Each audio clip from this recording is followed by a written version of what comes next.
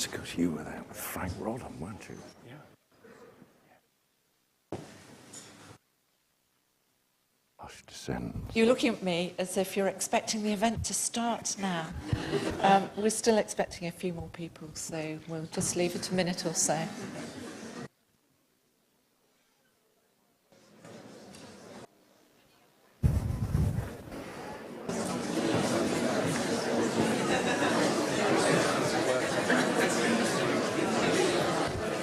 Why they'll be in a real pickle.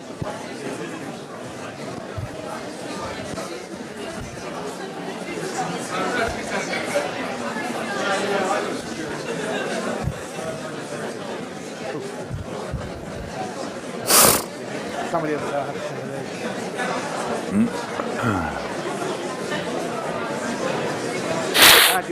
Thank you.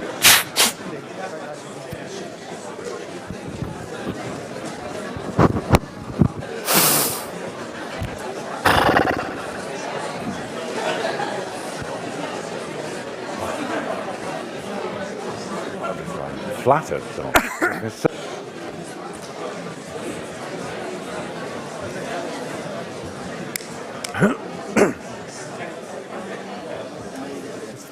Frank Rodham need never work again.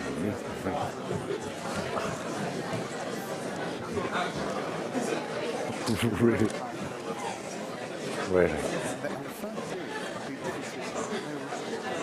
Really?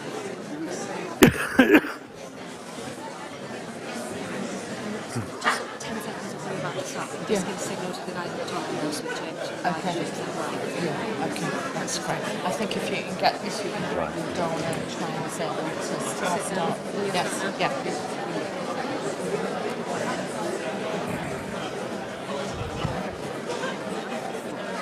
Yeah.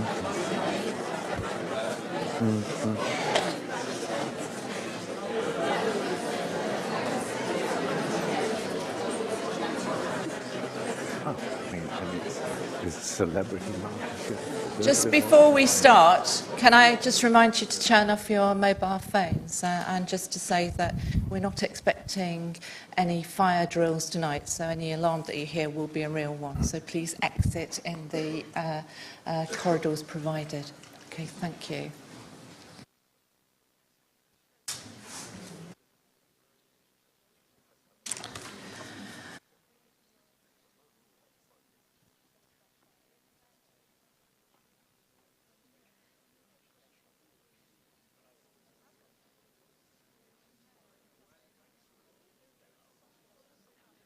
Is the lighting. This is it.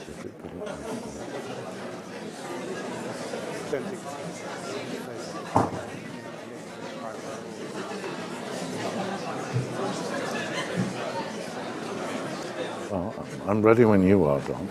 Okay. Okay, everyone. Good evening.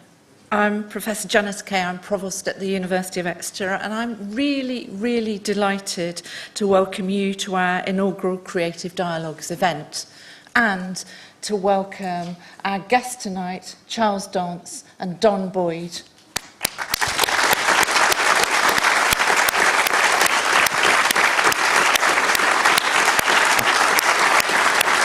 Thank you, Gareth.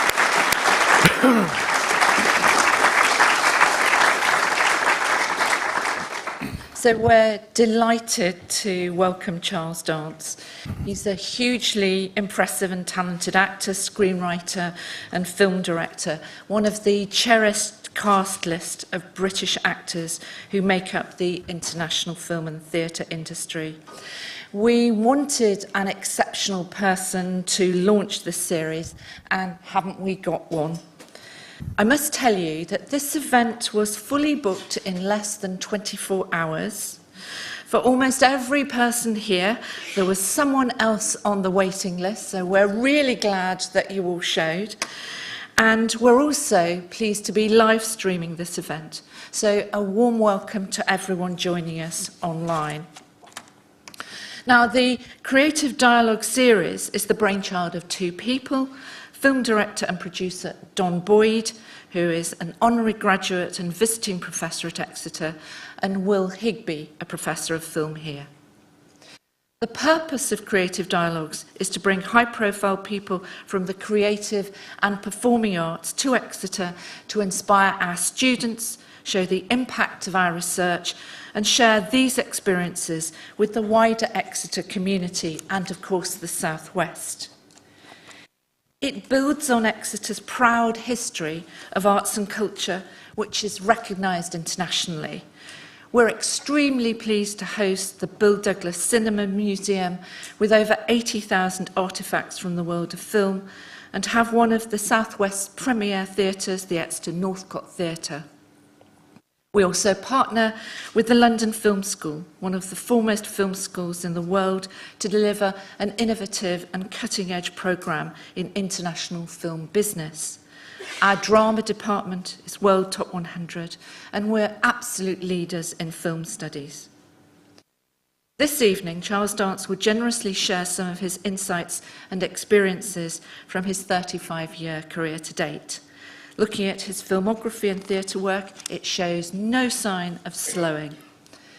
He's played title roles with the Royal Shakespeare Company and completed major work in commercial theatre. His performances have left us glued to our seats, often sending chills down our spines. Tywin Lannister in HBO's record-breaking Game of Thrones, Jewel in the Crown, and Bleak House are just a small sample. His film credits are prolific, including The Imitation Game, White Mischief, and Gosforth Park. And I'm sure you will all have your favourites. He made his debut as a film director and writer in 2004 with Ladies in Lavender. Charles's talent has won many plaudits, awards and nominations, including from BAFTA, the Emmys, the Press Guild, London Critics Circle and the Paris Film Festival. And in 2006, he was recognised with an OBE. Asking probing questions of Charles, to which we will all want answers, will be Don Boyd. Don himself has had a long and distinguished career as filmmaker and director. His production company produced successful British films throughout the 1970s, 80s and 90s, including Scum, The Tempest, and Laurence Olivier's last film, War Requiem. He's directed feature films and over 20 television documentaries, and has worked with many great actors, including Charles himself, who played legendary James Bond creator Ian Fleming in Don's film GOLDENEYE. As the evening unfolds, there will be opportunities for you in the audience to ask questions, and we'll take some from the online streaming too. So, without further ado, Charles, Don, it's over to you. I'm just going to ask a technical question. Can everybody in the back hear me? Yes? A little bit dodgy? Okay. Can they hear Charles? Can you hear me? You can tell who's the actor here. We're going to start off, actually, and please don't think this is an indulgence, by showing you the opening sequence from GOLDENEYE, rather than show you a series of tiny little clips. Just to give you an introduction to, I call him Charlie, Charlie's work in an ironic situation, in that he played Ian Fleming, the creator of the 007 books and then latterly the films, and would, in my opinion, have been a great James Bond himself. So let's run that piece of film first, just to introduce you.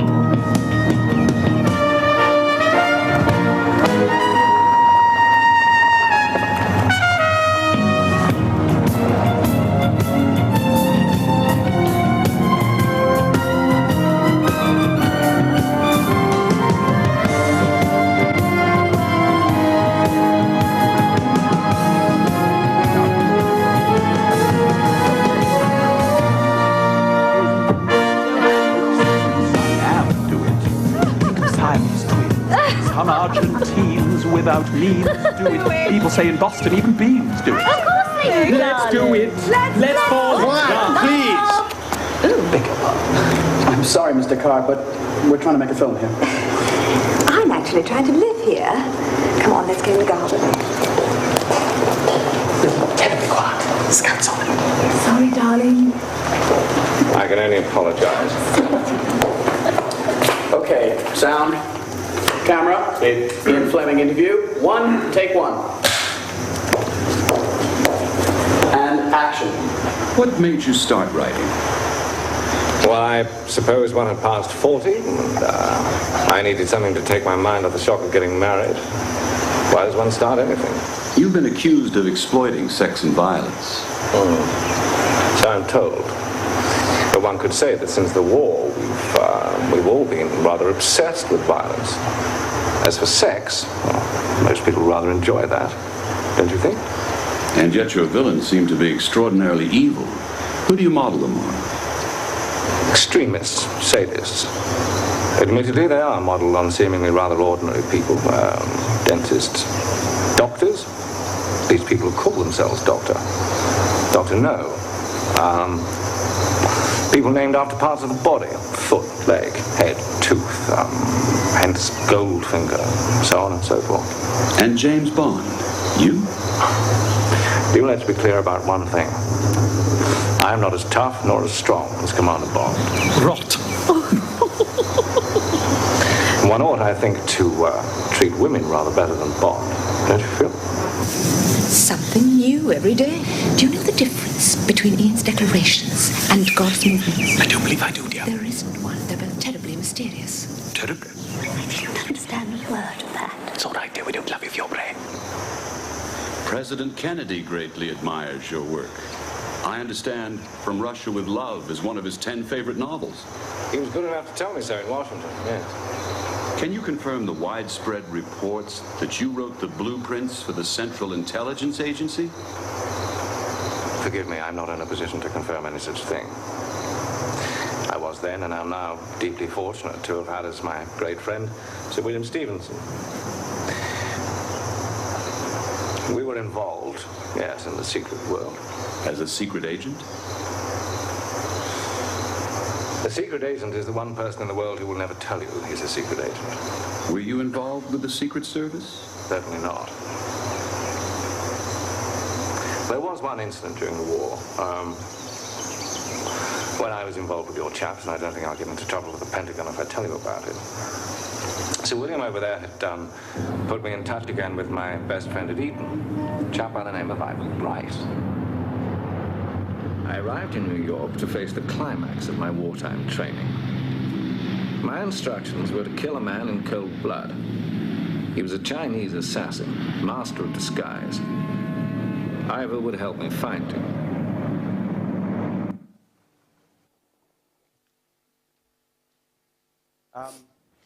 Just by way of introduction, what I'd like to start with, Charlie, Yes, Don. is when did you realize that you wanted to be an actor? When did that occur to you? In the very beginning of your life? Not until I was about 21, 22. I'd enjoyed play acting at school, but it's not the same thing, of course. And then my adolescence was dogged by a stammer. You know, some people get acne, some people behave badly. Adolescence is a terrible time for people going through it or people witnessing it. And I'm sure everybody here understands that.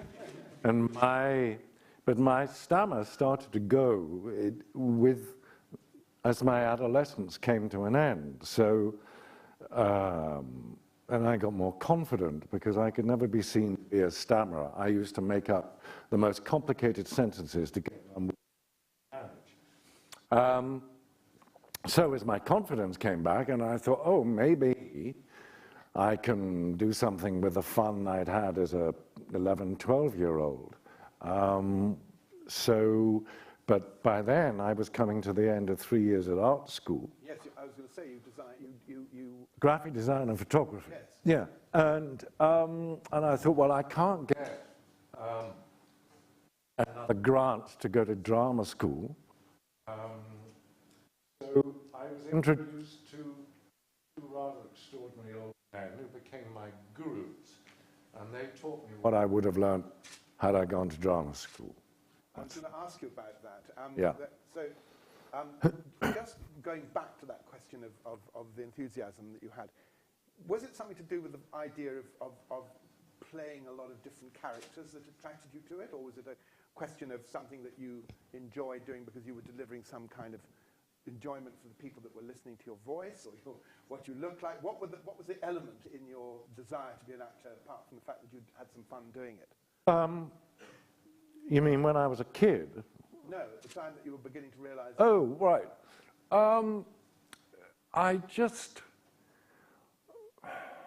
I had a feeling that I would find myself amongst people with whom I had an affinity. Okay. And because my first job was actually I was a dresser on Fiddler on the Roof. I dressed all the chorus boys. And then I was a stagehand on Canterbury Tales. So I was inside a West End theatre, and these two extraordinary old men, if we have time, I'll tell you about, they said to me, don't get work as a minicab driver or a barman, get work inside the theatre, be amongst people in that profession. So I went from a dresser to a stagehand, and then my first job was, as an actor, was 16 weeks of weekly rep at the Prince of Wales Theatre, Colwyn Bay, playing Juve leads and character roles for 16 weeks. You open a play on a Monday, and the minute the play is opened, you start rehearsing for the next week.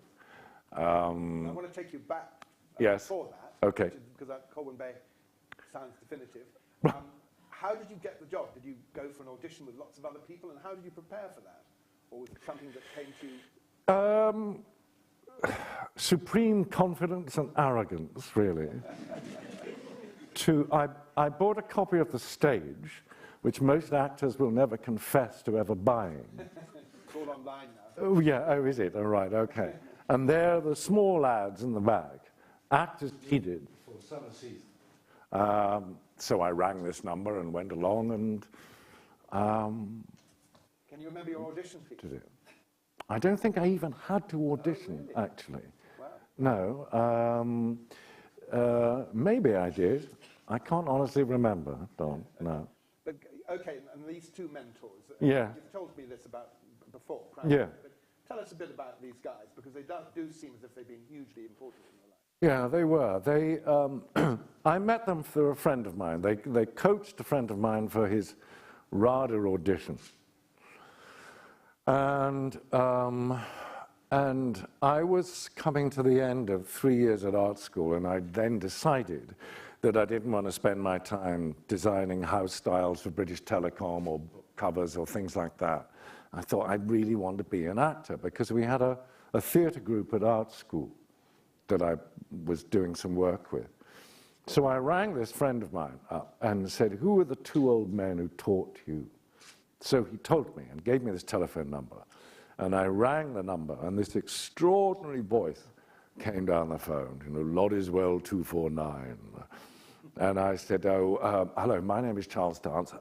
I want to go into the theatre. Oh, God, said. And asked me to meet him in a pub about 10 miles outside Plymouth. And I went into this pub, and it really was sawdust on the floor and spittoons and so on. And there was this man who looked like Samuel Beckett, sat there with a couple of dogs at his feet and a little group of young men around him. And I walked in, and he looked over his glasses and said, Charlie Dance? And I said, yes. He said, get me a pint of beer, boy. He gave me this empty glass. I went to the bar, and I could hear voices saying, oh, Leonard's got himself another young man. and I sat down, and he said drop your jaw, boy. And I said, I was 21, 22 at the time. Drop your jaw, boy. I said, I'm sorry, what do you mean? He said, open your bloody mouth. So I sat there. And he said, you've got a closed throat, boy. I said, oh, I see. He said, it's going to be a long job. Anyway, he agreed to take me on for the price of 2 pints of beer a lesson. And we worked in the back room of a small printing works next to the pub. And it was pure technique, which is really all you can teach actors, you know. I mean, you can emote until the cows come home, but if you don't have the technique to tell the people who've paid astronomical amounts of money, you know, you're wasting your time. So we cracked into Shakespeare. I'd never really read Shakespeare before. I went to a school that produced kind of physicists, chemists, people like that. And we started with Julius Caesar, and he said, I want you to learn Mark Antony, boy. And I said, which bits? And he said, all of it, like by next Wednesday. And at the time, I was working as a builder's laborer.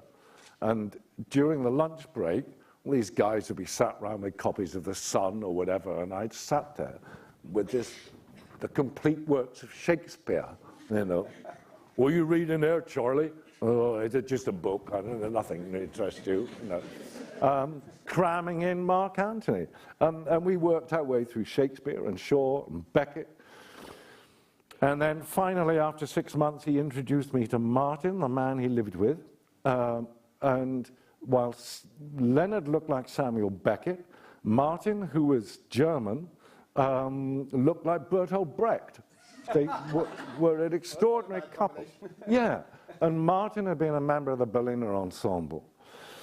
And between them, they taught me what I would have learned, hopefully, had I gone to drama school. Did Martin balance the education in the sense that he brought in elements of what Brecht represented to your style? Do you think in any way did he tell you what his tradition had been, or was that not part of the deal? Not really. No. Martin kind of imparted other gems of wisdom, you know. And my fee for working with Martin was to dig the garden on Sundays. They grew all their own vegetables. And I was sort of digging away one day with a cigarette hanging out the corner of my mouth. And he said, Charlie, said, why don't you stop digging and sit down and enjoy your cigarette? Because otherwise, you're not digging very well and you're not enjoying the cigarette. So do one or the other. Little things like that, you know? Yeah, wonderful. I think this man is trying to... Is that finally working? Yeah, is that working? Is that better? Yeah? Oh, good. Thank you. Thank you very much. Saves me having to shout and project. Now, okay.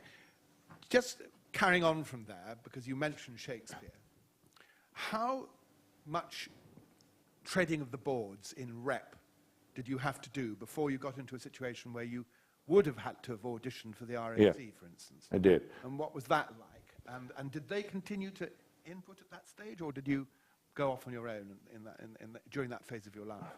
I'd gone off on my own then. Both of them died within a year of each other, and I don't think it was... I think Leonard came to see me in a production of Three Sisters once, really? Wow. Which was, that was about a year before I joined the Royal Shakespeare Company. I'd done weekly rep, I'd done a couple of other reps, you know, and I did pantomime. 2 shows a day for 12 weeks. And were you a villain?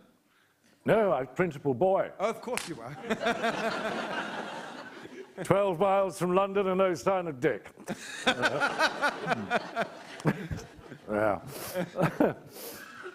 Sorry, what was the question? I've gone off on a tangent. The question was, what was the period between, you know, these guys dying and then the RSC auditions and then beginning to work there? Well,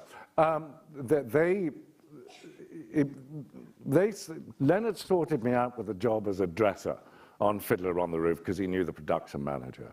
So by then I'd moved up to London, started that. And I would go back and see them from time to time, not as often as I would like. Did you have an agent at that stage? I had a man called Smithy who had an office, a tiny office, above a shop in the Strand. Oh, yes. And he had a beagle dog. That's all I can remember about him, really. But he didn't really do anything. No, not at all. No. So he didn't get you to the RSC? No, he didn't. No. I wrote and applied for that, actually. Yeah. I think they still have the system where anybody that applies to the Royal Shakespeare Company and or the National Theatre, they have to see, what, they have to put them through some kind of situation. And fortuitously, I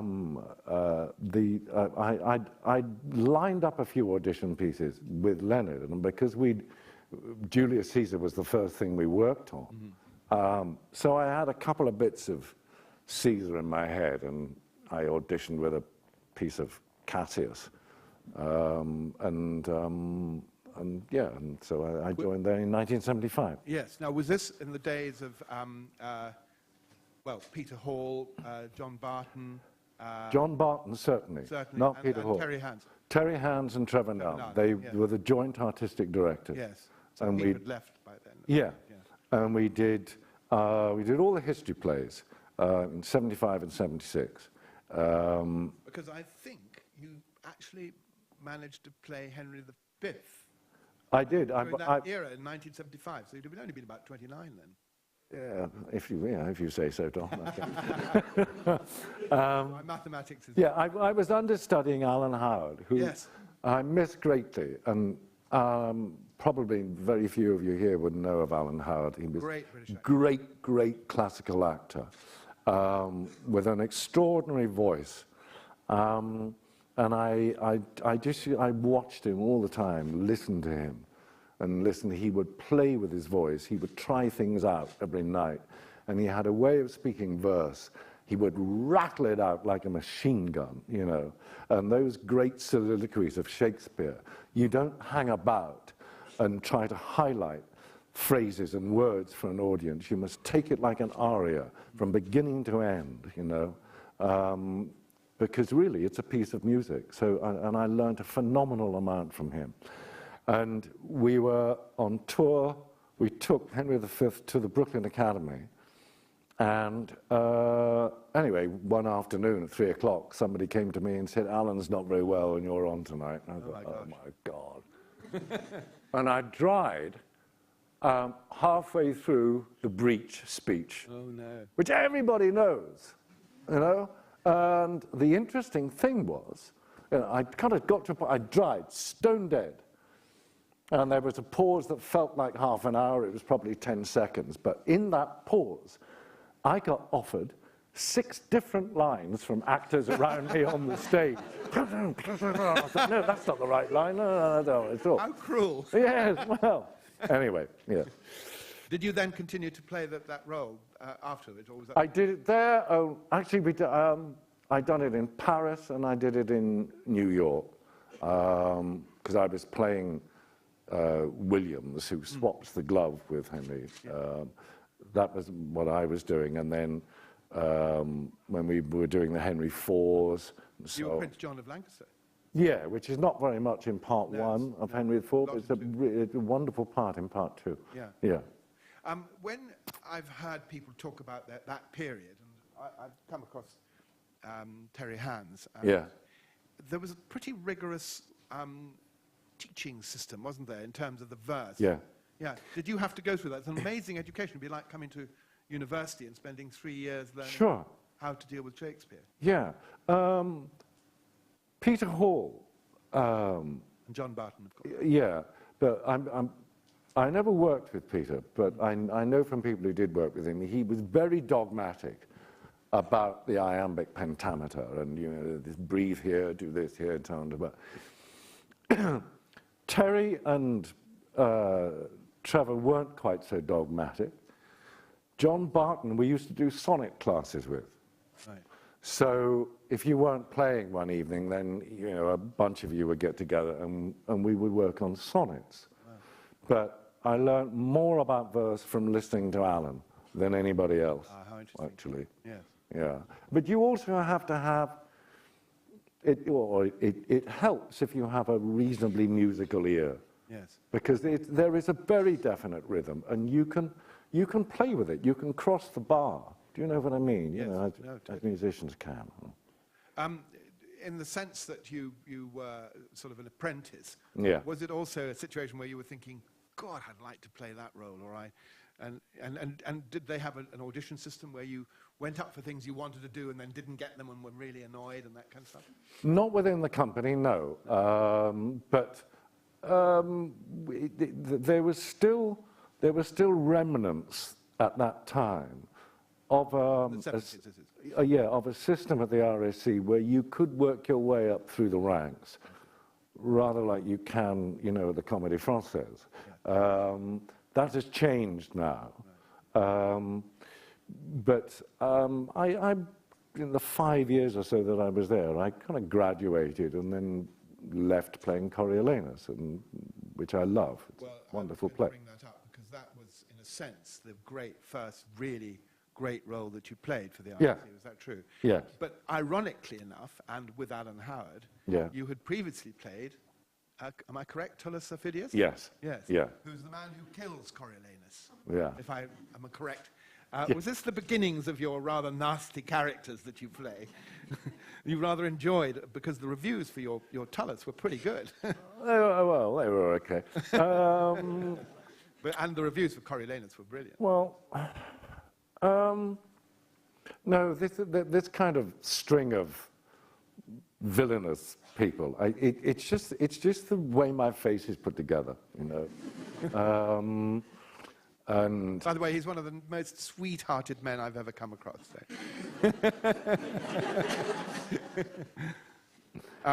We'll go on to the villains later on a little bit, but what I'd like to ask you was Coriolanus. Yeah.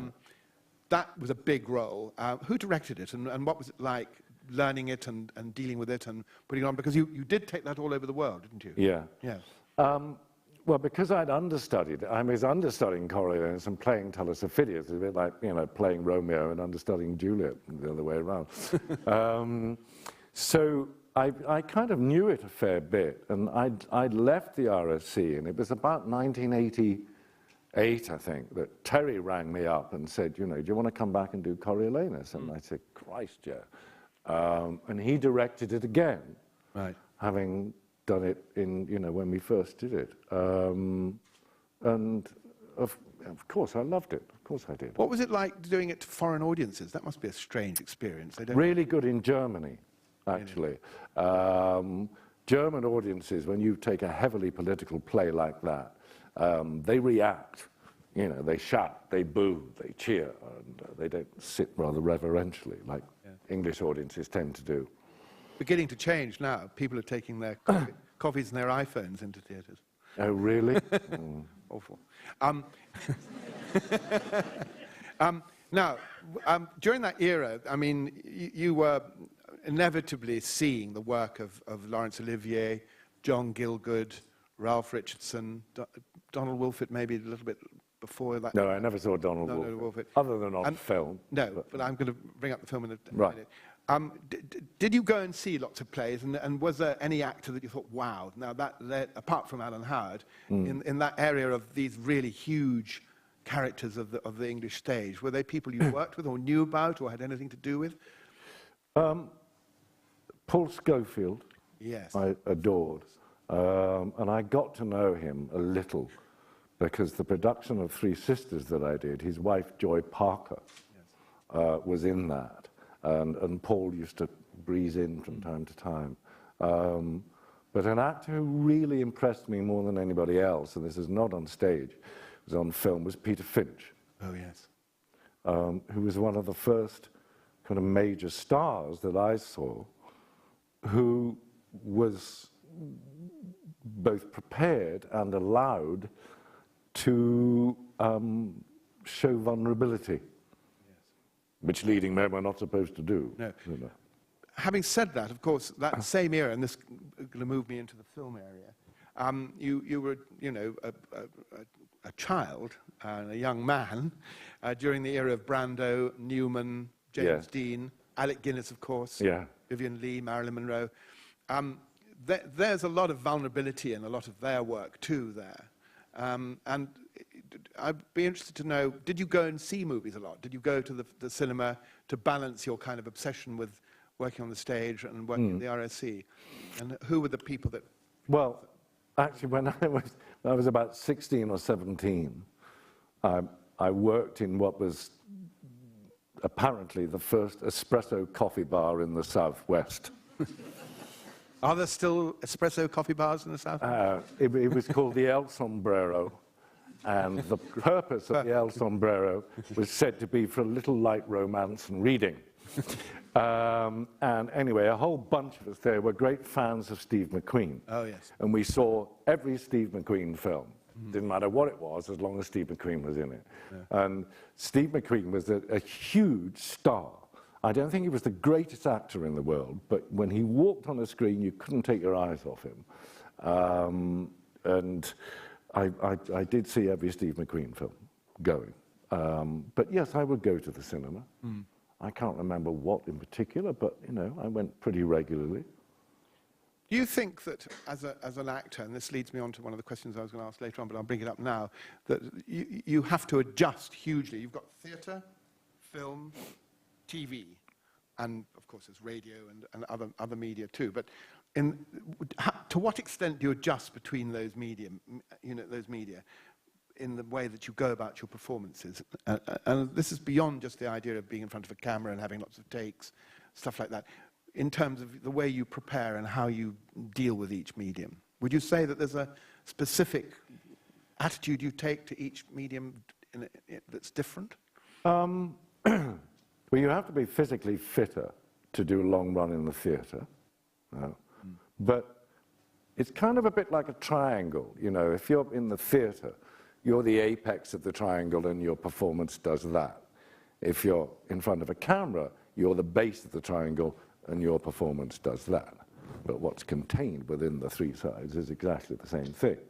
You know, I mean, working for film, it's kind of like a pressure cooker. You have to have all the same energy that you have on the stage, but it's got to be screwed down tight, you know, and you let it out very, very slowly. Interesting. So one of the things that I've always felt about differences in terms of performances, and this is a huge compliment to you, I've noticed a lot of the movie stars play a character that they are consistent in always playing. And then you have others who are more observed and dealing with a character that doesn't necessarily define who they are. And in your case, I've never felt watching you that you're playing Charles Dance personally. You are Charles Dance, you look like it, but you somehow bring something to the role that isn't to do with your personality. Whereas if you look at quite a lot of movie stars in particular, they seem to be pushing and reflect their personality and the way that they go about what they're doing. Is that something you've been aware of when you play? Because in that sense, you're hiding anything about yourself. I mean, that's what I've always felt about you. Well, I'm surprised that you say that, actually, Tom, because I try to bring as much of me as I can. Ah, okay. Well, you managed to disguise that rather well. No, well, you know, not to all the kind of villainous characters, but you know, I mean, if we all have a kind of emotional library and a catalogue, and you know, when I'm reading a script and I think, oh, yeah, I know that what that's about. I know what that feeling is, and you go back into your library and you take it out, and that's how you bring humanity. But you're not selling your personality, you see. You're analysing the character with knowledge that you have of what the character might be like in terms of what you know about those things. Rather than, you know, I'm a chipper chap and I do the same kind of lines and same grimaces that I've always... Oh, no, try not to do that. No, obviously not. No. All right, I'll agree with you. Oh, phew. Let me get on to something that is close to my heart, which is the whole question of relationship with directors. Yeah. And you've worked with dozens and dozens, if not hundreds of directors. And you've worked with some very great directors. Your first film was interesting. Well, put it this way, this is, as far as I know, was your first film, was a film that you did with John Glenn, the director of James Bond movies. Was that your first film? No, my first film was as an extra on a film called Pope Joan. Yeah. And were you one of the choir boys? No, that really was my first experience on a film set. And I thought, you know, I'd get my foot in the door, I'd be an extra. And this is when I was working as a stagehand, you know, and I got out to Pinewood, and there were a lot of extras on this film. And there were different tents for different kinds of extras, and there were noblemen, archers, village people, peasants. Then I was a peasant extra. You were a peasant? Yes. Anyway, yes, but after that, yes, For Your Eyes Only with John Glenn. Yes. I had one line in that. Oh, okay, so very small. Yeah. Do you remember much about him? Yeah, I didn't like him very much. No. No. No. Was it because of the way he treated you or the way he went about what he was shooting? Yeah, he'd been an editor for some of the Bond films. And a second unit director as well. Oh, really? Oh, Yeah. I didn't know that. Anyway, I arrived on this set in Corfu, crested a sand dune, and there was the whole Bond panoply there, laid out with Cubby Broccoli and Roger Moore sitting down, dangling their feet at the water's edge, playing backgammon under an umbrella. And Cubby, $500 you owe me, Roger? Oh, really, Cubby? And I get there, and John Glenn says, Charles Dance here, come here. And he said, right, he said, just drive up in the beach buggy, spin the wheels a bit. He said, jump up, gesture to Roger to get in the buggy, and then and a frogman will come up out the sea and put a harpoon in your back. And I said, when do I say the line? I've got that line. Get in. Yeah, cut the line, cut the line.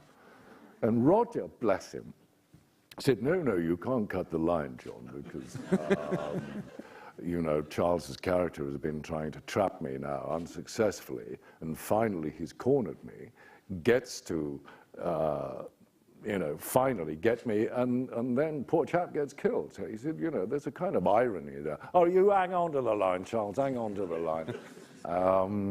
And then later, I was stuck with him at a reception in Cortina. The mayor of Cortina threw this reception, and Roger Moore read a wonderful speech with no concession to Italian accent whatsoever, fluent, but absolutely very English.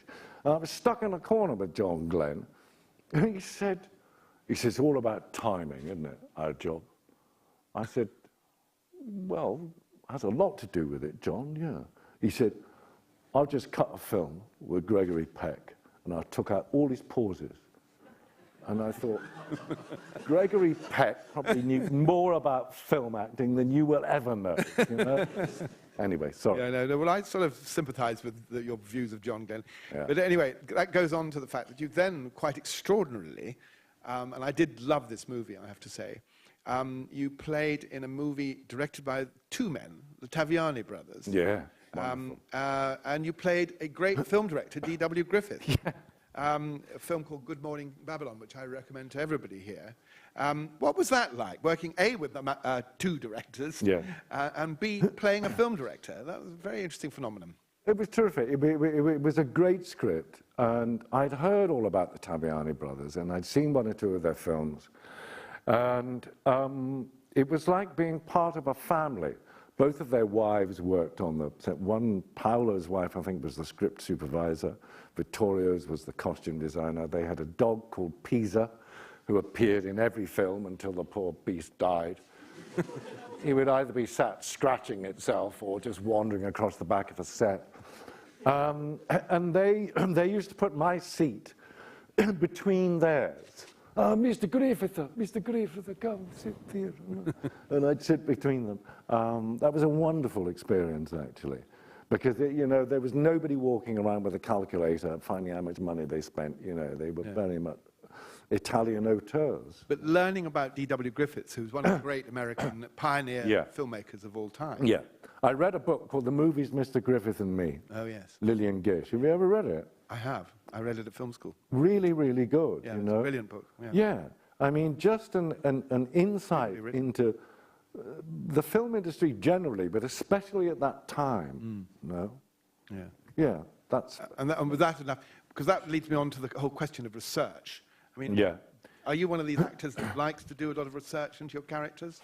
If it's necessary. Yes. If the scriptwriter hasn't done his job, yeah. Yes. But usually, you know, it's the script is there. What you know, this is what you're dealing with. And I mean, if there are questions that I need to ask, I will ask. If I don't get a satisfactory answer, then I'll go off and do what's necessary. There's a rumor that when you were playing the part that everybody now knows has made you famous again for the Game of Thrones role, there's a rumor that you even learnt from a butcher how to deal with a deer. Yes. That's correct? Yeah. For anybody that doesn't know, there's this horrendous scene in Game of Thrones when the character that Charles plays, well, you explain it to them because you'll be better at it than I am. The two writers on Game of Thrones, who are wonderful, actually, and part of the success of that series is the quality of the writing. They kind of came to my little trailer one day and said, "You vegetarian, Charles?" I said, "No, I'm not." "Okay, have a look at this scene." And they gave me 2 or 3 pieces of A4. And there's a scene of Tywin Lannister skinning a deer. Anyway, so they put me in touch with a guy who came in with his van and a dead deer and the selection of knives. And he kind of showed me a bit what you do. And then following day, we came to shoot the scene. He came in with another deer and the knife that I felt comfortable with. And I just did it. Really. It's an extraordinary scene because he spends the whole time dealing with the deer at the same time as dealing very aggressively with his son, who he is very annoyed with. And actually, there's a situation where surely you brought some of your own personality, not your character that you're selling to the audience, No. but your knowledge of dealing with children and younger people who need to be taught lessons, need to be told stuff. Yeah, a little, I suppose. Because it's actually a very well-written scene. It's one I've seen. I made a point of seeing it. But that's why it's so much easier, you know. I mean, when you get good material, Yes. the job is that much easier. It's when you have to expend a lot of energy trying to make a silk purse out of a pig's ear, you know, then... I understand. Yeah. Yeah. Going back to this whole question of dealing with directors, I mean, you've worked with David Fincher on Alien 3. Now, that must have been interesting. Wonderful. Yes? His first film. Yeah, I love his movies, by the way. So do I. Yeah. He was incredible. I mean, I walk onto the set. There's an American director, David Fincher, who's directed 5 or 6 really brilliant commercial movies. I walk Behind onto the House of set. Cards, by the way. I walk onto the set at 8 o'clock in the morning, and we had 2 full units. So, you know, there's close on 100 people there. And Fincher walked on, and he reeled off a shot list for the day. Okay, here's what we're going to do. We do this, you know. And some little voice said, "Oh, could I have a problem with that, David?" He said, "No, you don't. This is what you do." And he would tell everybody on that set how to achieve what he wanted them to achieve. Supremely confident, knew his stuff, and, you know, had to put up with executives from Fox or whoever the studio was, not considering that it was 3 o'clock in the morning and just phoning him, waking him up in the middle of the night, you know. But he cracked on and, yeah, great, terrific. Were you all aware that you were dealing with a franchise that had, you know, certain limitations? Yeah. Oh, yes, yeah. What was it like working with Sigourney Weaver? Can we go on to another question? No problem. Woody Allen. He hardly ever spoke. Funny little man, you know. We had this little scene, and you know, I was just only there for a day on that film. But you know, when it came to do the reversals, it started with Woody, and then turned the camera around on me, and he said, "I got to go off and do something, Charles. You know, can you do it with the script supervisor?" So I sat talking to the script supervisor rather than Woody. But wow, yeah. How strange. Did you get to know him in any sense beyond that? No, not at all. Really? No. I'm going to go back to the TV area because you played brilliantly, in my opinion, a character that was a sergeant, I think, Guy Perrone. Guy Perrone, yeah. In The Jewel in the Crown. Yeah. And that was a massive success. You were nominated for that and stuff like that. And you had two directors who directed separate episodes, Jim O'Brien and Christopher Moraghan, who were giants in our industry, the TV industry. And some fantastic actors, including the late Tim Pickard-Smith. Yeah. When you were doing that series, which came from the Raj Quartet, by, I think Paul Scott is his name, were you aware of how popular this was likely to be, or did you all think it was going to be something slightly arty and slightly off?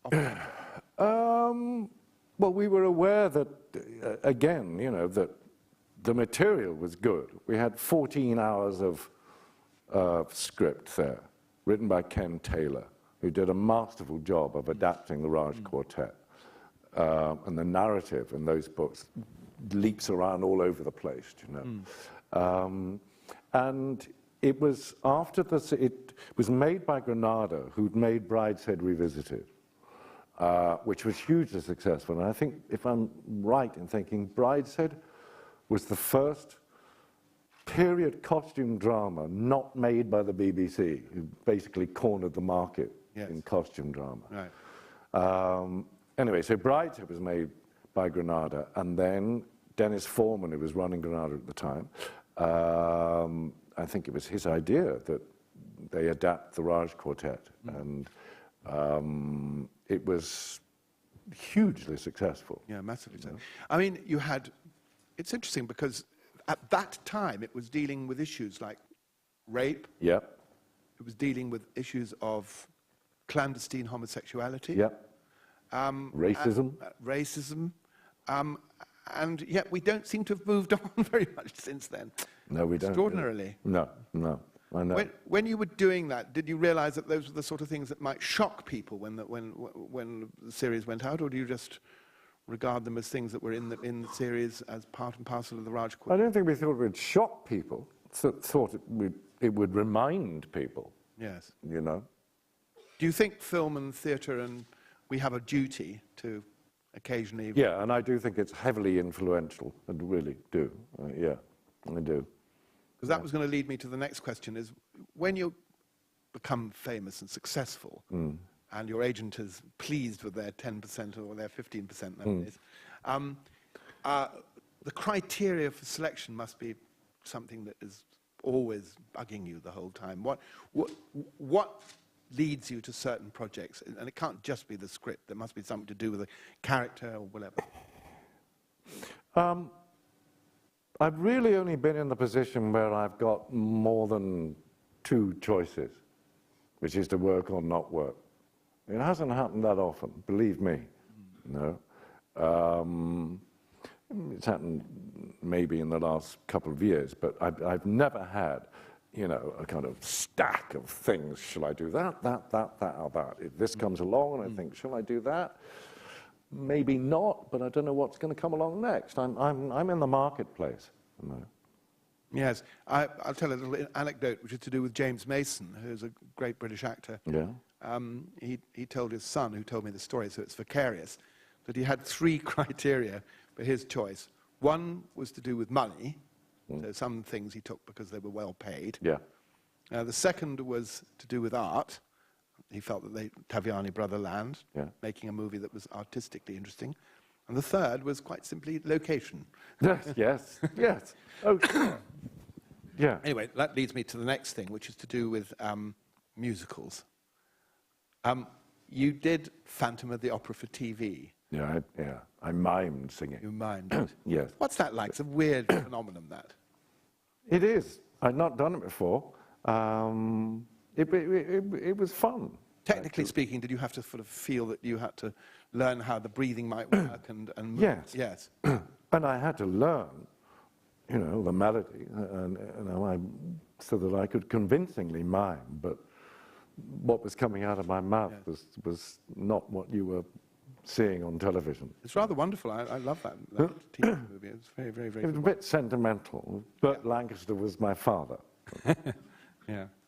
And that at what stage did you, having worked with these directors, made a lot of film and theatre and worked with people you found rather irritating, annoying, what stage did you think, I've got to direct myself? I've got to do something myself? I started doing that, started thinking that way 2 or 3 years before I did it, finally.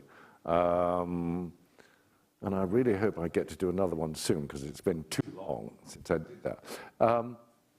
But because of my time at art school and working with a camera, I like to think I understand the language of lenses and what they do, so on. And I've always been fascinated by the paraphernalia of film. I actually prefer life on a film set than I do in the theatre. By and large, the people are nicer. Then I just came upon a story that I thought, I can adapt that, and I know exactly what to do with that. And I wouldn't be biting off more than I can chew. It was a very small, contained piece. But you had the privilege of being able to have the kudos to get actors like Judi Dench and Maggie Smith to be in it. I could have shot the telephone directory with those two. Exactly. Do tell me about their relationship and tell the audience about what it was like to work with these very different women who both admired each other and were... Yeah, very. And I knew Judi a bit more than I knew Maggie. And she was doing a play. In fact, it was The Breath of Life with Maggie. And I went to see Judi after the show, and I went to her first with a brown envelope and the script, and I said, Jude, I want to direct this film. Would you have a look at it for me, please? And she read it, and she said she would do it. So then I went to Maggie, and Maggie says, Jude, gonna do it? And I said, yeah, apparently so. All right, I'll do it. What's it called? Lavender Bags? I said, no, Ladies in Lavender. All right. I didn't really have to direct either of them. There was one day when Judi was being just uncommonly sentimental. And I knelt down. It's very dangerous now, this is. And I put my hand on her knee. And I said, Jude, it's a bit Celia Johnson-ish. And she said, how dare you, and get your hand off my knee. But otherwise, they were a joy. Jude sits there doing needlepoint and embroidering cushions for people with obscene words on them. and Maggie Smith does the Telegraph crossword. Really? Yeah, they're great. And did they get on well with each other? And, yeah, God, yeah. They've known each other for 100 years. Mm. Yeah, because she's very funny. I've seen her on YouTube talking about Jude, Maggie, in a sort of faux competitive way, and it's very funny. Check it out on YouTube. It's hilarious because she sends herself up in being seemingly competitive with Jude, whom she adores, obviously. Yeah, they do. That leads me to an area that, you know, in a sense, is not to do with. I'm short of time, we're short of time, but the whole question of celebrity and promotional duties and fans, we don't often hear actors talk about what the strain of all of that, because that must be quite a deal this is the other side of your job, you know, you're an artistic person, but at the same time you're in a commercial arena. Yeah. How do you deal with all of that? Sometimes it must so irritate you, and I've seen you being so polite to people when they're rude to you. Selfies are a pain in the arse. And so boring. You know, and a lot of the time it's almost considered obligatory. You know, I'm walking around Waitrose and I can hear or I see somebody at the corner of my eye watching, and then sooner or later they come. Excuse me, can I have a selfie? And if I say no, a lot of the time the reaction is really. Yeah. I say, well, yeah, sorry. You know, I'm doing my shopping.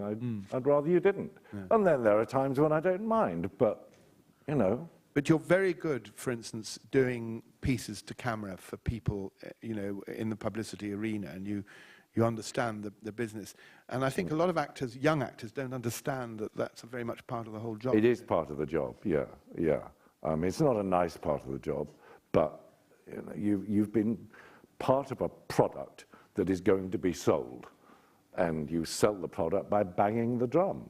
So, you know, and we try to be selective, you know, like I will not talk to the Mail. I don't have anything to do with the Mail. It's a ghastly paper. But, and, you know, I say I'll do the Times, Guardian, so on, and, you know, and that's about it, really. And whatever else I'm asked to do within reason, in the hope that more and more people will buy the product. Well, that's wonderful that you should take that attitude. I'm just going to, before asking you to do a little thing for the audience, a special thing for the audience, just going to go back to this whole business about baddies. One of my favourite baddies of yours was in Bleak House. Ah, yes, I loved him. Mr. Tulkinghorn. To what extent did you owe that to your reading of Dickens? And Dickens is one of my great heroes. Yeah, mine too. Yeah. Mine too. Yeah. He's a terrible solicitor who gets killed. Unscrupulous. Unscrupulous. Wonderful, wonderful. I'd done Nicholas Nickleby yes. a couple of years before that. And I'd loved the BBC's adaptations of Dickens, always. Yeah. And I was dying to do a Dickens. And then Nicholas Nickleby came along, and then Bleak House. And the way Bleak House was done, you know, in those half-hour segments. Wonderful, yeah. And Tulkinghorn is the most fantastic character. I mean, he really, he has no redeeming features whatsoever. You're laughing, Charles. Oh, it's enormous fun. No redeeming features, wonderful. Yeah. Okay. We're going to have a little treat now. Charlie has agreed to do something for us, and I'm going to leave it entirely up to you. You can go over there, you can do it here, you can do it wherever you like. And then we're going to open it up to you guys to ask questions. Okay, I'm just going to tell you something. This is, when I was at Chichester in about 1973, something like that, there used to be the most wonderful bookshop that had a pot of coffee on the counter, and you could go in and help yourself to coffee, put money in a saucer, and you could spend all day there. Nobody bothered you at all.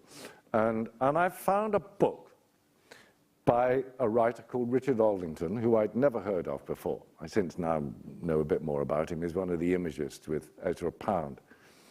And this is a slim novel in verse, heavily romantic, that I just read it and loved it. And it's one of those books that I traveled. You know, sometimes you take 2 or 3 books, even though you've read them before, and you think, I might take that. And you dip in and out of it.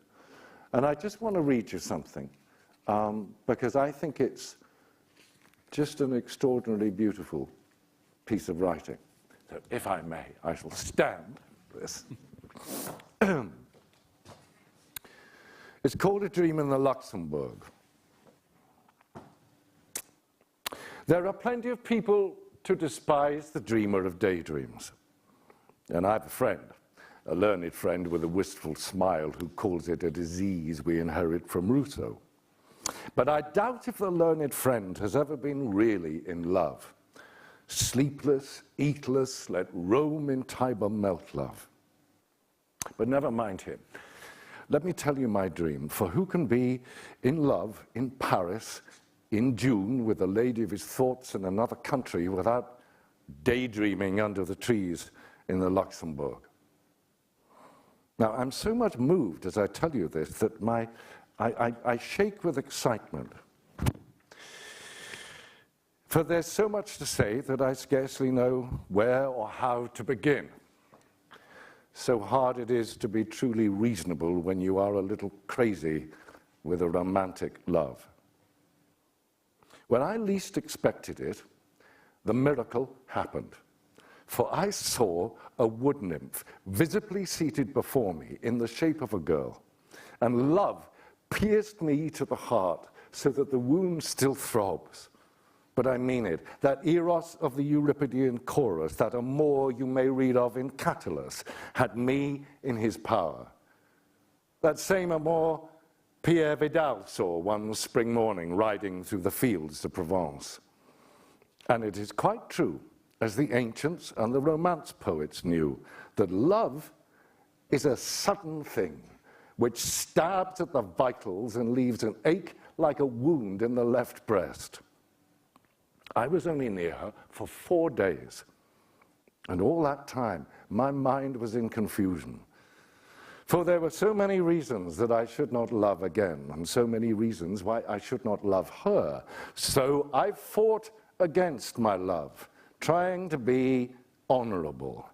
And I was so miserable and in such agony of mind, it was like the dark night of the spirit, which the mystics know when their God abandons them.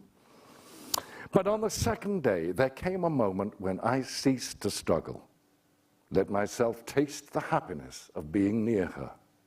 And for a moment, my eyes met hers. And for a moment, I gazed into the loveliest of human minds. I was the water, and she was my God. Then I saw that the gods had brought me a laughing tree nymph, crisp-haired like the ilex, with eyes that seemed immortal.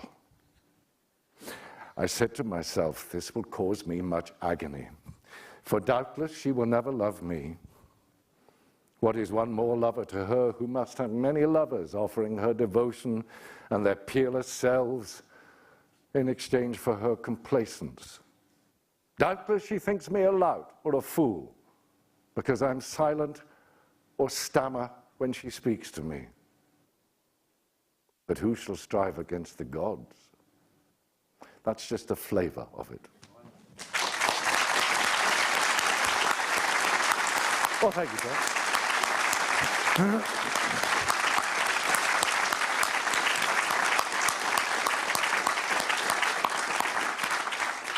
Thank you so much. That was really beautiful. Now I'm going to open it up here. Now I understand there's some roving microphones. Who is going to dare to ask the first question? Lady there. Am I seeing a lady with red hair? Yes? Hello. Oh, that's loud.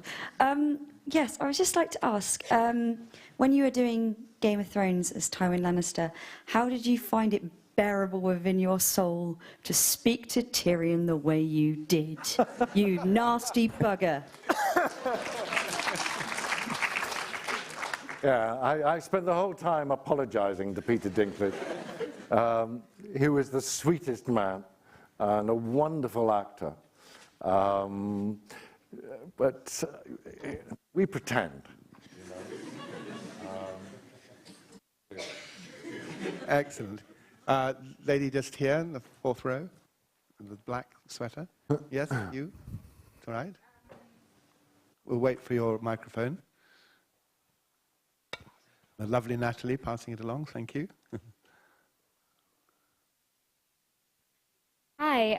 So before you did the film The Woman in Gold with Helen Mirren and Ryan Reynolds, were you aware of the difficulties surrounding art restitution, particularly of art stolen by the Nazis? And do you think that this is something that's still interesting to talk about today? What was the last bit? Do I think that what? That this is still something that's important to engage with now, even though it's been so long since the Second World War? Yeah, absolutely. Yeah. Yeah, I don't think there should be any time limit on that at all, actually. There's a lot of restoration and returning to be done still, yeah. Mm. Charles played in a play called Good, which handles a lot of the same themes quite brilliantly in the small theatre in the West End, where he played a Nazi. Quite brilliantly. Yes, lady up there with the white stripe across her red sweater, correct? Hiya. I was wondering from a screenwriting perspective, when giving instructions for lines within a script, what should be left up to the actors and the directors, and what should the scriptwriter put in their script? Very good. Very good question. I've come to the conclusion that there should be two versions of a script, one for the actors and one for potential investors.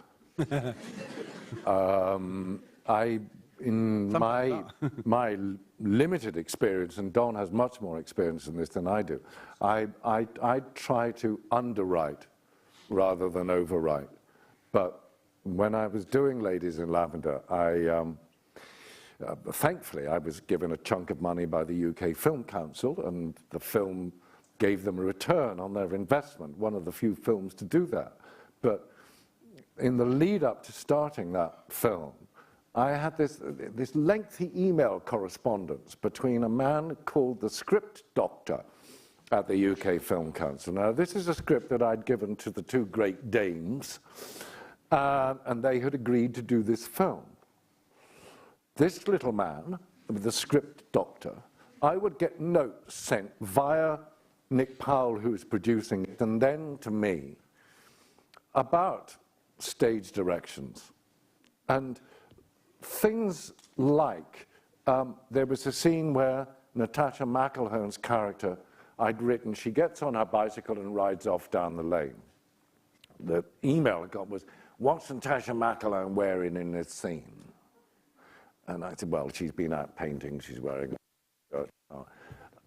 I had to write, she hitches up her skirt, gets on her bike and rides off down the lane. And another scene where she's back in her cottage at night and she's wearing a dressing gown. I had to write that the dressing gown was loosely tied.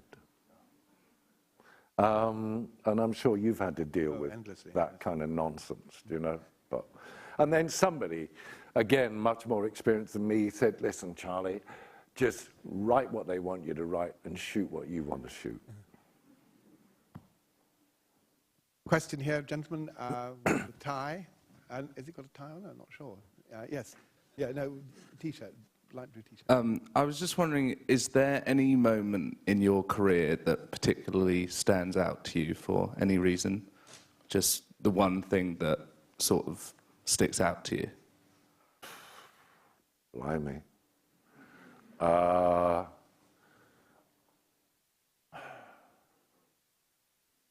I'm afraid to say no. I mean, I just feel I've been very, very lucky, and I like working. There have been times when I perhaps have not been as selective as I perhaps should have been. But I'm just in a very fortunate position to do a job that I love, that has taken me all over the world, paid me a pretty reasonable wage, and I'm very thankful for that. But I'm sure there are many kind of high points, and if I think of one in a minute, I'll come back to it. Working with Don Boyd. Working with Don Boyd, of course. Absolutely. The beginning of a very long friendship. Yeah. He's a very, very talented, absolutely charming man. I paid him to say all this. Now, I'm asking a question from Facebook, who are online. Imogen Howarth. How did you find working in the immersive science fiction landscape of Alien 3? It was cold. It was January. We were shooting at Pinewood. It was cold. It was dirty. But I was working with a very, very talented director on a script that was far better on the page than it ended up being on the screen. But it was an enjoyable experience, yeah. Elisa Long on Facebook. I'll come back to you guys in a tick. Many actors are introverts or depressive personalities, and being on stage is their refuge.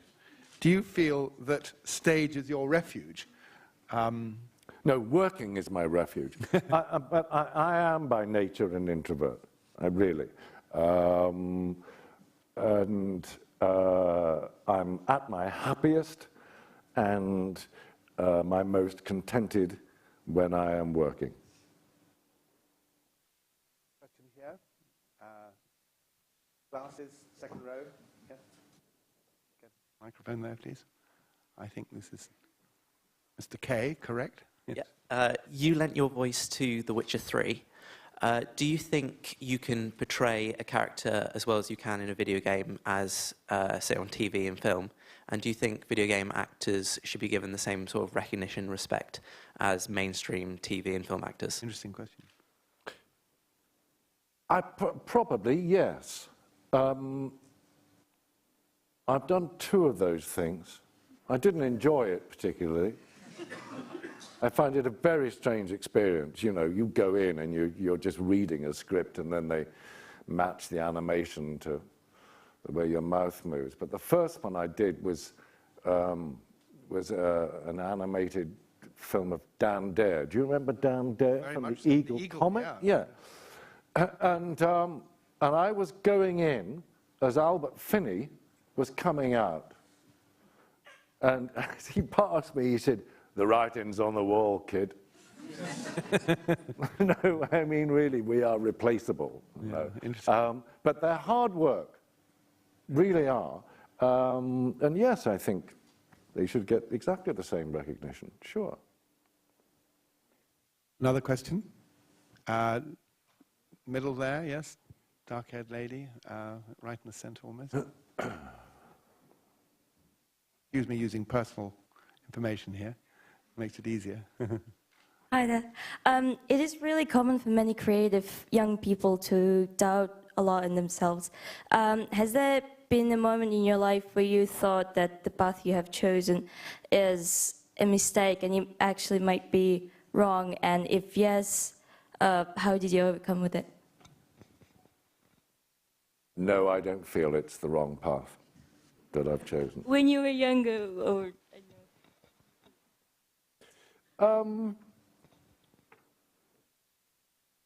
No, from the minute I started work in this, I felt I'd come home, actually. And I found myself amongst people, as I said earlier, with whom I felt I had an affinity, you know. Thank God you stayed there. Absolutely. Well. I've got another, I'm going to come back, but there's another one from Facebook. Thomas Gunning on Facebook. Our industry can be notorious for setbacks, but what do you do to get back on your feet? What is it that keeps you motivated? Similar sort of question in a sense. Yeah. You have to have a hide like a rhino, really. And I'm going right back now to Leonard and Martin. The most lavish praise they ever gave me was not bad. And it was 1 week after I thought I'd been pretty bloody good in the back of this little printing works, and I had an old minivan, and I drove Leonard from the village pub down to their funny little cottage in the middle of nowhere. And he got out, and he said, "You don't realize how bad you are, do you, boy? See you next week." Bang, left me with that for a week. And it's very important to have that facility to be objective and know when you're not being good, because we are surrounded by people who will come and tell us how wonderful we are. I mean, God knows how many award ceremonies there are now where we talk about how tough it was and how marvelous, you know, and you think, oh, for God's sake, we're not down in coal mines digging, you know. Yeah. We pretend for a living. Sometimes it's hard work. We work long hours, and it's not all glamour, but that's what we do. We pretend to be somebody else for a living. Aren't we lucky? And we tend to remember our bad reviews, not our good ones. Oh, yeah, absolutely, yeah. They stick to you like Velcro. Yeah. Another question from the floor. Chap over there on the side, yeah? Hello. I was wondering whether there was a particular moment in which you felt like your career has led you to a realization about yourself that you couldn't have achieved through any other means?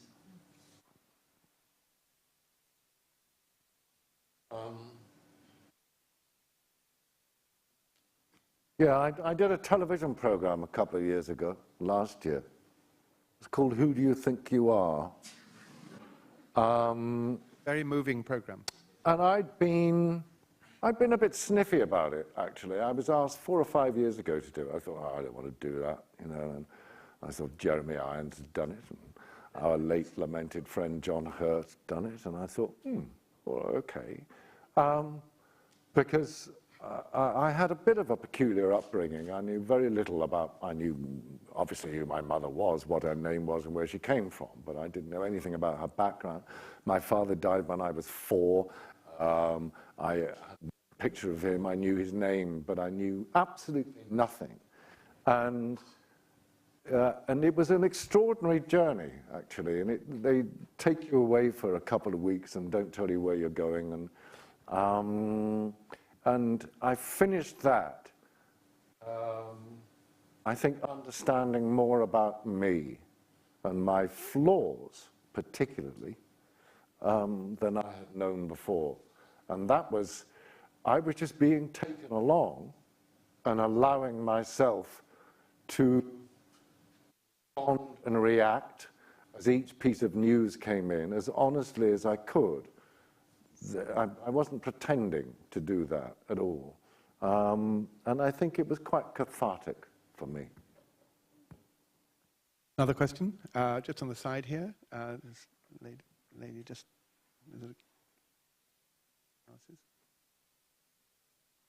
Want to borrow my microphone? Just down here.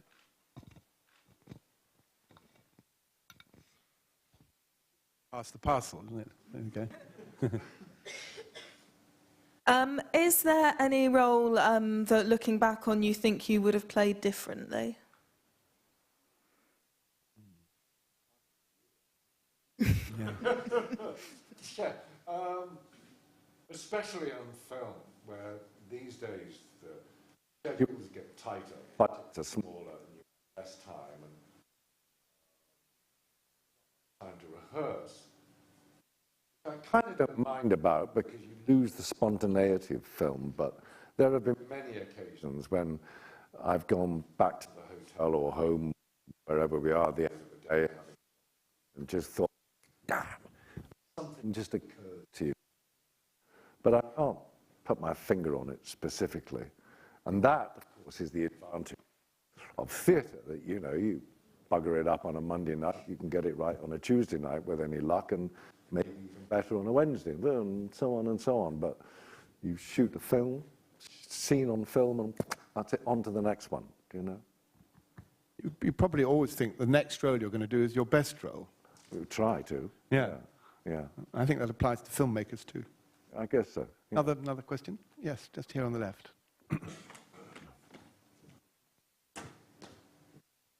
Hi, Charles. Hi. You've spent a lot of time tonight nobly lauding the art of acting, but I was really curious, because we can really see your passion in acting, but I was really curious to learn what's something that you're really passionate about outside of acting, and what draws you to it? Thank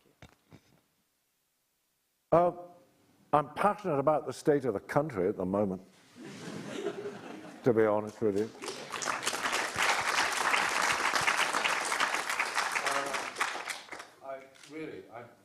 To be honest, I think we're in a mess, and, you know, and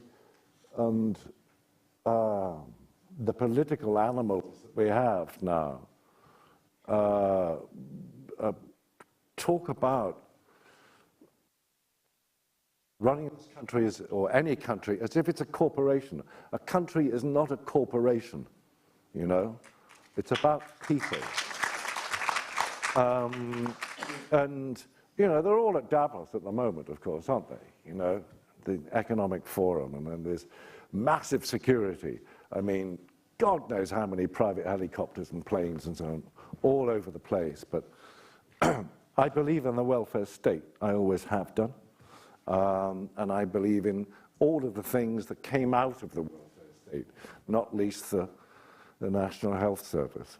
And I think there's a lot wrong, and I do feel very passionate about it. Whether I'm able to be in a position or capable of contributing to improving that state of affairs, I don't know, but it bothers me a lot.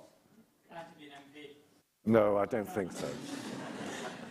I don't think so. Another question right up there on the right-hand side at the end of the aisle, lady with glasses. This is very random selection, by the way. I have no idea what anybody is asking at all, so it's slightly hit and miss here. Hi. Hi. More Facebook. Hi.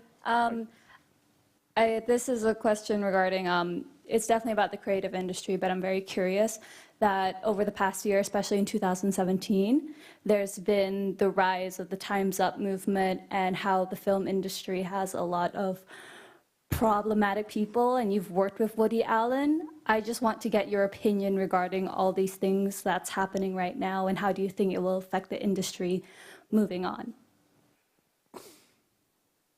Are you referring to sexploitation? I think so. But yeah, Principally. Principally, yes. Yeah, I mean, that's the thing that has really blown the lid Yeah. off our industry. I'm surprised it's taken so long, to be honest with you.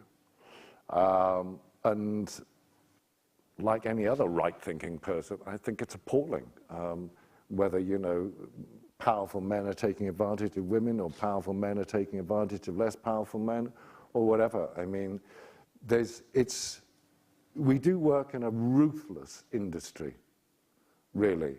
And I think people, predominantly women, have found themselves in positions where they have felt obliged to behave in a way that normally they wouldn't, because they're in such a competitive industry.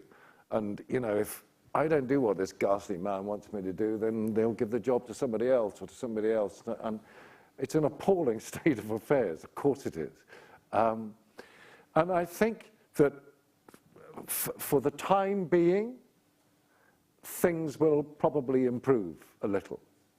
But I wouldn't mind betting that it will gradually creep back in again, unfortunately. Horrible thought. Yeah. Another question? Just up there, gentleman on the side there with the beard. Yeah. The mic to him, please. Black shirt, stick your hand up so that they know where to come. Yeah. There you go. Hey, is there any advice you give to somebody trying to become an actor today?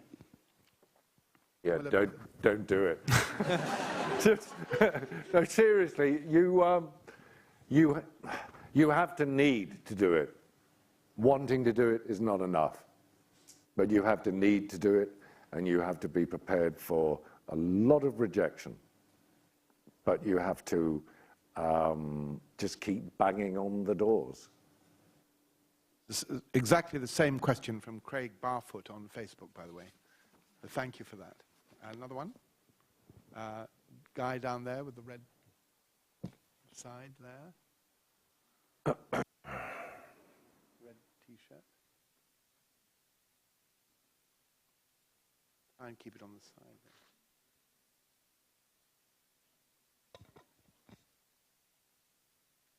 Thank you, Craig Barfoot, for your question, by the way. Hello. Hello.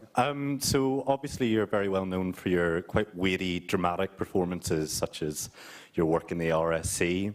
I was also wondering, you seem to have dabbled a bit in comedy, and I was wondering how you treat dramatic and comedic roles differently. Good question. I'm to avoid the furniture. No, I don't.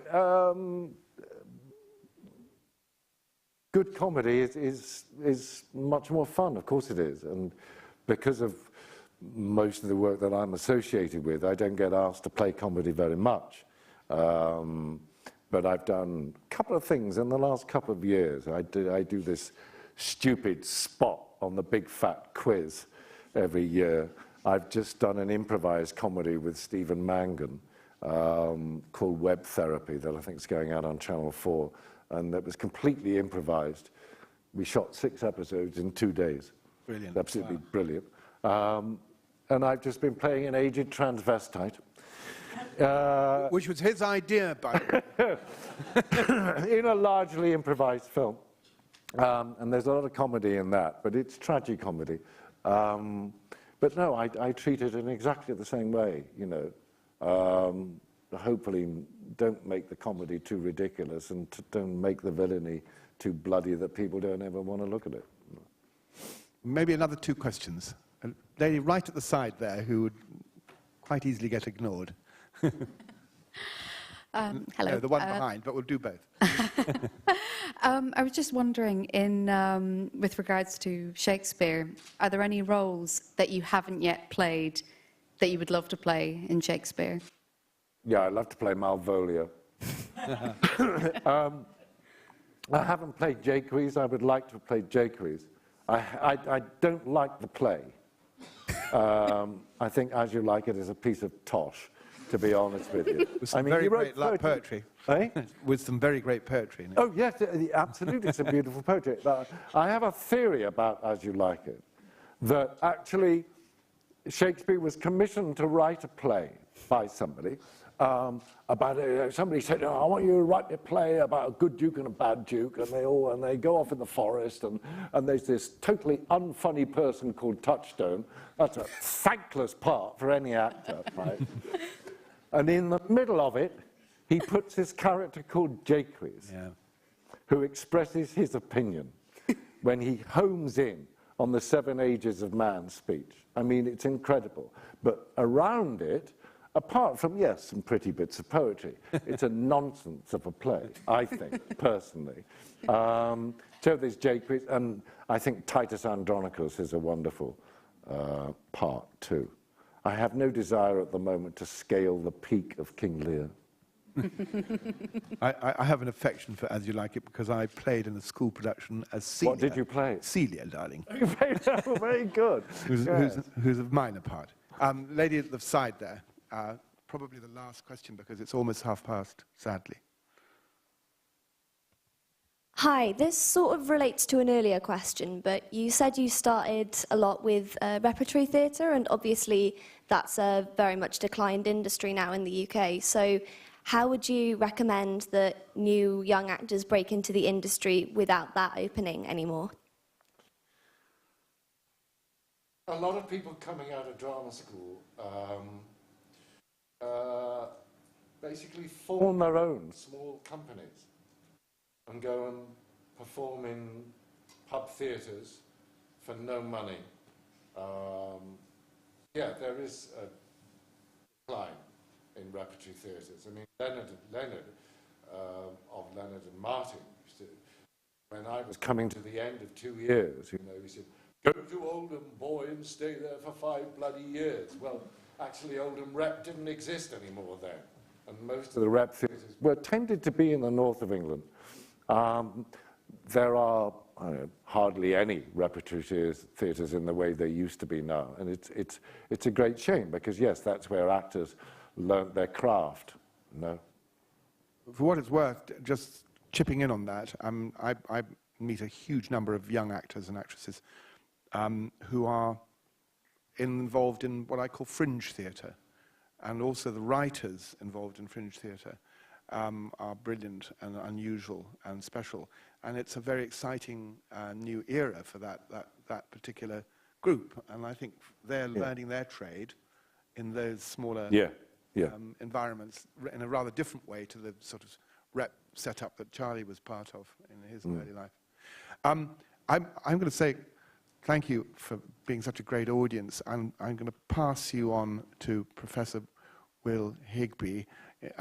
Charlie, you've been brilliant and wonderful and charming and intelligent in all the ways I've always thought.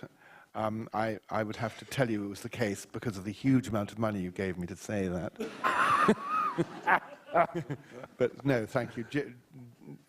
This group here, wonderfully enthusiastic group, Indeed. will, I'm sure, enjoyed it as much as I It's did. been a pleasure. Thank you. Thank you. Thank you very much.